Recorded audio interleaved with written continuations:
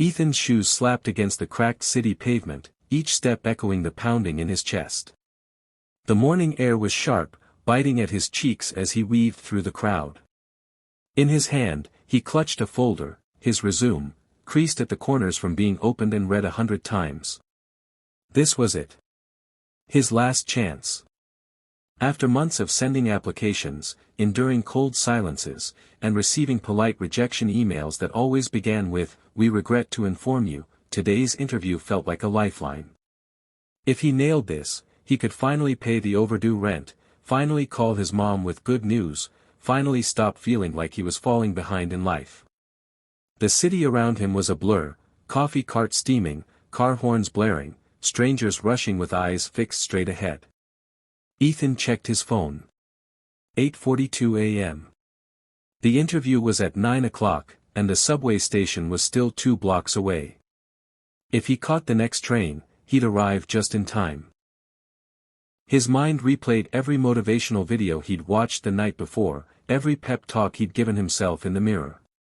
"Don't mess this up," he whispered under his breath. And then, he saw her. An elderly woman, standing at the top of the subway stairs, struggling with a bulging grocery bag. One orange tumbled out, rolling toward the curb. She bent down, wincing, her hands trembling.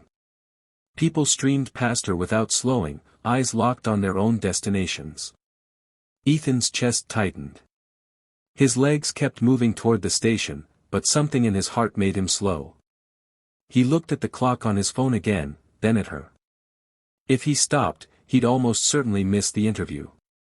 If he didn't, he'd never forgive himself. Ethan froze for a heartbeat, torn between the weight of his dreams and the pull of his conscience. The subway entrance was right there, just a few strides away. He could already hear the rumble of the approaching train. The elderly woman was struggling. Her grocery bag looked like it weighed more than she did, and her back bent with every shaky step. Another orange escaped and rolled into the gutter. She sighed, muttering under her breath, before trying to lift the bag again. No one stopped. A man in a suit brushed past her, earbuds in.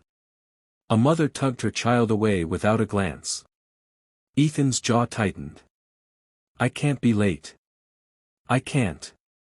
But as he took one more step toward the station, he caught her eyes, soft, tired, and a little embarrassed. That was it. He turned around, jogging toward her. "Here, let me help you," he said gently, scooping up the orange and tucking it into the bag. The woman blinked in surprise.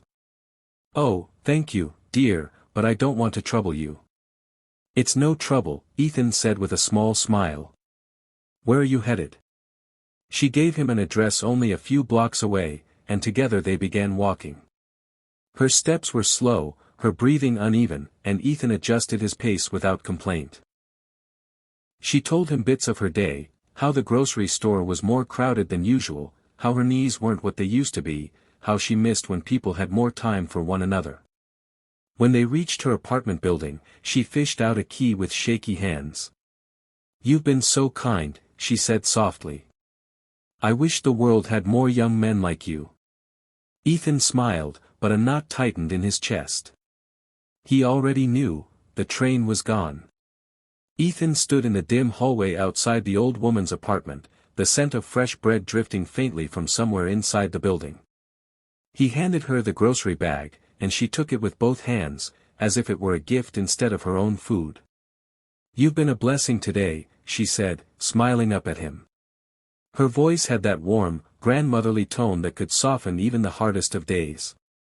From a small side table near her door, she picked up a packet of homemade cookies wrapped in plastic. "Please, take these. Just a little thank you." Ethan hesitated, then accepted them, feeling oddly humbled. "You didn't have to." "I know," she said, her eyes twinkling. "That's what makes it special." As the door clicked shut behind her, Ethan pulled out his phone and checked the time. 9:12 a.m. His stomach sank. The interview had started 12 minutes ago. He dialed the company's number, pacing the hallway. After 2 rings, a brisk voice answered. "I'm sorry, Mr. Carter," the receptionist said, "but Ms. Thompson has already left for another meeting. We'll keep your resume on file." The words felt like a door slamming in his face. Months of preparation, gone in a heartbeat. Ethan slipped the phone back into his pocket, the quiet of the hallway pressing in around him. He walked back into the sunlight, the city still bustling. The next morning, Ethan sat at his small kitchen table, sipping stale coffee and scrolling through job listings he'd already memorized. He told himself not to think about yesterday. Not to replay the "what if" in his head, but it clung to him like a shadow. His phone buzzed.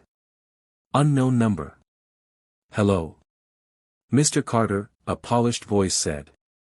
"This is from Hamilton and Company. We'd like you to come in this morning for a meeting with our CEO." Ethan blinked. There must be a mistake. "I missed my interview yesterday." "Yes, she's aware," the voice replied. "Can you be here in an hour?" An hour later, Ethan walked into the company's sleek glass building, heart pounding. The receptionist led him down a quiet hallway and opened the door to a large, sunlit conference room. Seated at the head of the table was the elderly woman from yesterday, no grocery bag, no cardigan, no trembling hands. She wore a crisp blazer, her silver hair pinned neatly, eyes sharp but kind. "Good morning, Mr. Carter," she said, smiling knowingly. "Or should I say, good to see you again." Ethan stood frozen. You're... "I'm Margaret Thompson, CEO of Hamilton and Company. And yesterday, I saw something no resume can show me. I saw who you are when no one's watching." Ethan's throat tightened. He had no words. She leaned forward. "We need people like you here, people who understand that kindness isn't a distraction from success, it's the foundation of it." For the first time in months, Ethan felt his future shift, not because he'd chased it, but because, for once, he'd stopped running and helped someone else.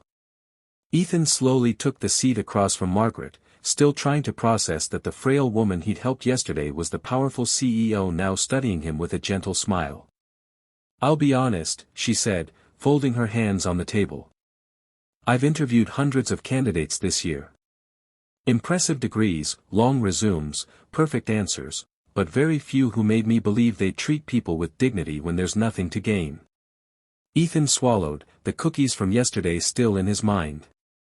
I didn't help you because I wanted anything in return," he said quietly. "I just couldn't walk past.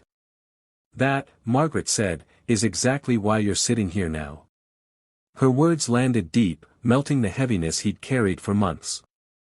The fear of being overlooked, of not being enough, seemed to lift right there in that sunlit room. Margaret slid a contract across the table.